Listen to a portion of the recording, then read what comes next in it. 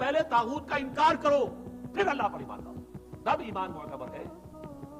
طاغوت کسے کہتے ہیں؟ طغا سے بنا ہے، طغا طغیانی، دریا اپنے حدود کے اندر بہ رہا ہے لیکن اب یہ کہ اس کی پانی ادھر چھلک گیا ہے، اپنے حدود سے کناروں سے نکل گیا، اسے کیا کہتے ہیں؟ طغیانی، طغیانی آئی ہوئی طغیانی۔ تو انسان کا اور جنوں کا مقام کیا ہے؟ وما خلقت الجن والانس الا لیعبدون، میں نے نہیں پیدا کیا جنوں اور انسانوں کو مگر اس لیے کہ میری بندگی کریں۔ جو حد بندگی سے تجاوز کرے گا وہ طاغوت ہے، چاہے وہ ایک فرد ہو، کوئی ادارہ ہو، کوئی ریاست ہو۔ میں نے یہ تین چیزیں گن دی ہیں۔ انفرادی حیثیت سے میں اپنے حد بندگی سے تجاوز کرتا ہوں، اگر زندگی آمد برائے بندگی، زندگی بے بندگی شرمندگی، اگر میں حد بندگی سے تجاوز کر گیا تو میں طاغوت ہوں۔ کوئی ادارہ آپ نے بنایا ایسا اس میں لمیٹیشن نہیں ہے اللہ کے احکام کی، بلکہ اس کے اندر آپ نے اپنی اتھارٹی جو ہے وہ بڑی مطلق رکھی ہوئی ہے، طاغوت ہے۔ ریاست آپ نے قائم کی، حاکمیت عوام کے لیے یا حاکمیت کسی ایک خاندان کے لیے، وہی طاغوت ہے۔ اس کی نفی، اس کا انکار، اس کے خلاف بغاوت کر کے ایمان لاؤ گے تو ایمان معتبر ہے۔ اور اگر طاغوت سے دوستی بھی چل رہی ہے، طاغوت کی چاکری بھی ہو رہی ہے، انگریز کی ملازمت بھی کر رہے ہیں، انگریز کی فوج میں شامل ہو کر خانہ کعبہ پر جا کر گولیاں بھی چلا رہے ہیں، انگریز کی فوج میں شریک ہو کر اور جنرل ایلن بی کو یروشلم کا قبضہ لے کر دے رہے ہیں، لیکن ساتھ ہی تہجد بھی پڑھ رہے ہیں۔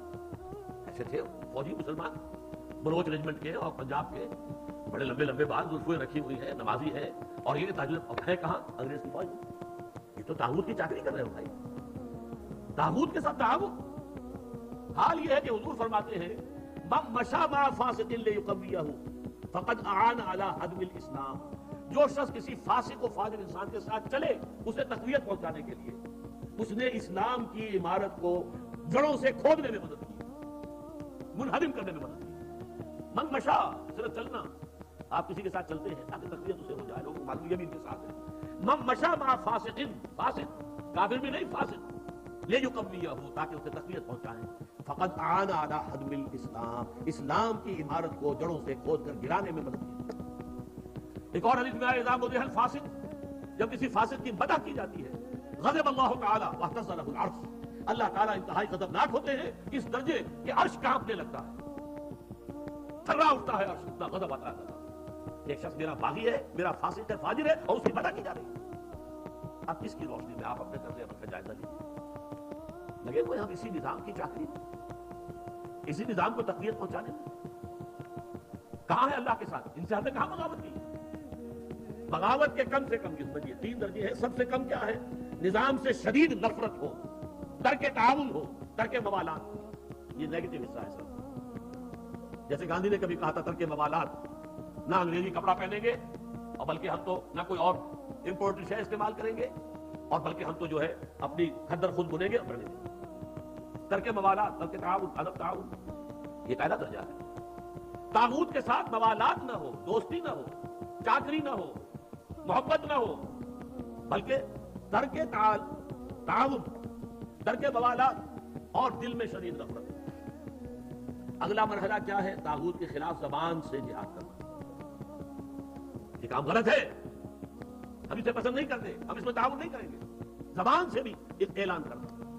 اور اب آخری مرحلہ ہے سب سے اونچا، طاقت کے ساتھ اس طاغوت کو ملیا بیچ کر کے حق کا نظام قائم کرنے کی جدوجہد کرنا۔ یہ ہے اصل مطلوب۔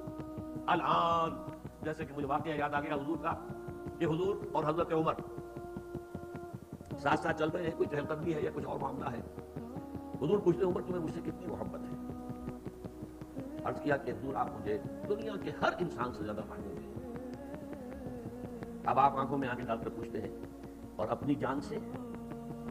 اب ایک تو اندازہ کیجئے کہ یہ سوال کسی ایسے شخص سے نہیں کیا جا سکتا جس سے ذرا بھی بال برابر بھی بہت ہو دل میں، تو خالص جو بہت ہی مقرب ہوگا اسی سے یہ بات کہی جائے گی، اپنی جان سے؟ تو حضرت عمر نے تھوڑا سا توقف کیا، پھر اس کے ہاں اب میں کہتا ہوں کہ آپ مجھے میری جان سے بھی زیادہ آپ کی، فرمایا الان، اب پہنچے ہو تم اس مقام پر جان کر۔ تو الان والا معاملہ یہ ہے کہ انسان تن من دھن اپنی زندگی ہر شے لگا دے طاغوت کے خاتمے اور حق کے غلبے کے۔ وہ ہے جہاں سے بات شروع ہوئی تھی، لگا دو، کھپا دو، صرف کر دو۔ یا ایھا الذین آمنوا انفقوا مما رزقناکم من قبل ان یأتی یوم لا بیع فیہ ولا خلۃ ولا شفاعۃ والکافرون هم الظالمون۔ اس روش کو اختیار کرنے سے انکار کرنے والے ہی تو کافر اور ظالم و مشرک ہیں۔ وہیں یکفر، اب دیکھیے دو حدیثیں بھی آپ کو سنا دیتا ہوں۔ میں نے تو ترتیب الٹی بتائی تھی. ہم کمزور لوگ ہیں تو کمزور ترین درجہ پہلے بیان کر دیا کہ طاغوت سے دلی نفرت تعاون نہ ہو. اس سے اوپر یہ کہ زبان سے جہاد اس کے خلاف کیا جائے, اس سے اوپر ہے طاقت کے ساتھ جہاد کیا جائے. لیکن حدیث میں آتا ہے اوپر سے نیچے کی طرف, من رأى منکم منکرا فلیغیرہ بیدہ, تم میں سے جو شخص بھی کسی منکر کو دیکھے, بدی کو دیکھے, اس کا فرض ہے کہ اسے اپنی قوت سے, طاقت سے, ہاتھ سے بدلے. فَإِن لَمْ يَسْتَطِعْ, اگر اس کی طاقت نہیں ہے, استطاعت نہیں ہے یا ہمت نہیں ہے, یہ دونوں چیزیں ایک دوسرے کے ساتھ ہی ہوتی ہیں. فَبِلِسَانِهِ, تو کم سے کم زبان سے تو اس کے خلاف بات کرے, گونگا شیطان تو نہ بن کے بیٹھ جائے. فَإِن لَمْ يَسْتَطِعْ, اگر اس کی بھی طاقت نہیں ہے, ہمت نہیں ہے, فَبِقَلْبِهِ, تو دل سے شدید نفرت رکھے. وَذَلِكَ أَضْعَفُ الْإِيمَانِ, یہ ایمان کا کمزور ترین درجہ ہے. دل میں نفرت بھی نہیں ہے تو ایمان ہے ہی نہیں, ایمان کی نفی ہے مطلق. دوسری حدیث سن لیجیے, یہ تو ہے مسلم شریف کی روایت حضرت ابو سعید خدری سے رضی اللہ تعالیٰ عنہ. مسلم شریف کی دوسری روایت ہے عبداللہ ابن مسعود سے رضی اللہ تعالیٰ عنہ. حضور فرماتے ہیں,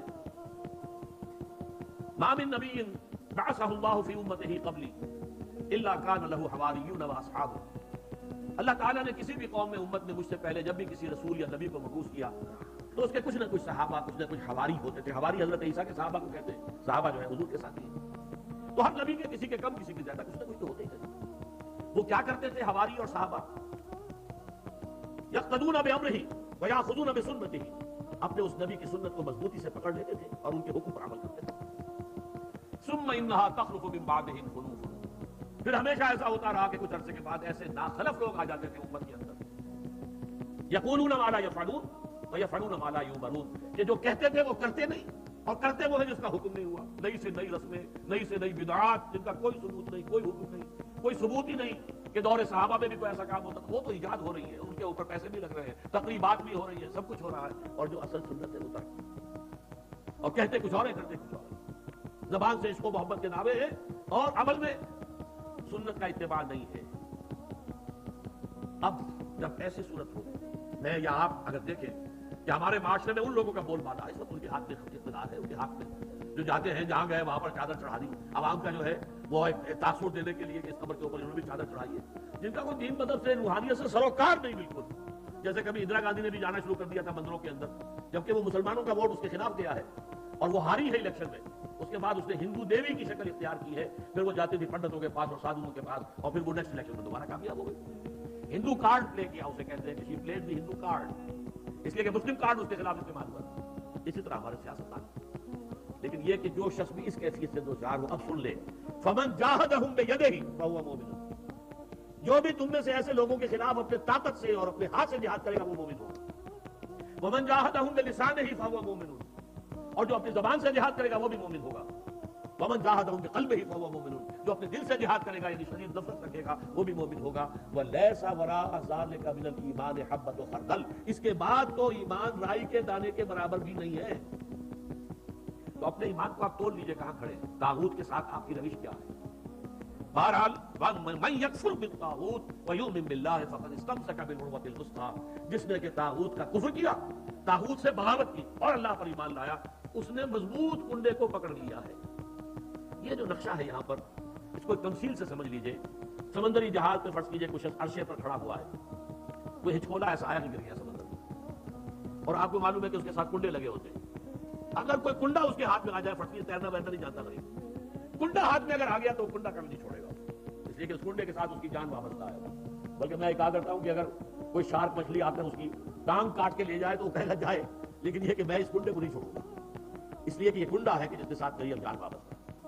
اسی طریقے سے گویا کہ انسان اپنی حفاظت اور تحفظ کے لیے وَمَن يَكْفُرْ بِالطَّاغُوتِ وَيُؤْمِن بِاللَّهِ فَقَدِ اسْتَمْسَكَ بِالْعُرْوَةِ الْوُثْقَىٰ, اس کا ہاتھ اس مضبوط کنڈے پر آ گیا کہ جس کے بعد اب اس کی گمراہی نہیں ہے. لَا انفِصَامَ لَهَا, جیسے کنڈا مضبوط ہے, وہ اپنی جگہ سے نکلنے والا نہیں ہے, وہ ہٹنے والا نہیں ہے, جگہ چھوڑنے والا نہیں ہے, ٹوٹنے والا نہیں ہے. لَا انفِصَامَ لَهَا, ایسا کنڈا اس پر اس کا ہاتھ آ گیا ہے. وَاللَّهُ سَمِيعٌ عَلِيمٌ, اللہ تعالیٰ سب کچھ سننے والا, سب کچھ جاننے والا ہے. یہ سمیع علیم تنوین کے ساتھ یہ صفات ہے. السمیع ہوتا تو اللہ کا نام ہو جاتا, العلیم ہوتا تو اللہ کا نام ہو جاتا. اللہ ولی الذین آمنوا یخرجہم من الظلمات الی النور. دیکھیے ترک موالات کی میں نے بات کی تھی, اب یہاں ولایت آ گئی. اللہ ولی ہے, پشت پناہ ہے, مددگار ہے, وہ حافظ ہے, حمایتی ہے اہل ایمان. یعنی یہ جو کشاکش ہوگی اب حق و باطل کے مابین, तागूत के खिलाफ तुम्हें जिहाद करना है, कुफ्र करना है, इहकाक हक इब्ताल बातिल की जिद्दोजहद करनी है, तो तुम्हें किसी का सहारा दरकार है, अल्लाह का सहारा, अल्लाह की मदद। जैसे हुजूर से भी कहा गया वस्बिर वमा सब्रुका इल्ला बिल्लाह, ऐ नबी सब्र कीजिए और आपका सब्र तो अल्लाह ही के सहारे पर आए। कुव्वत तो आपको अल्लाह से मिलती है। मुसलमानों से कहा गया वस्तईनु बिस्सब्रि वस्सलाह, मदद हासिल करो सब्र से भी और नमाज से।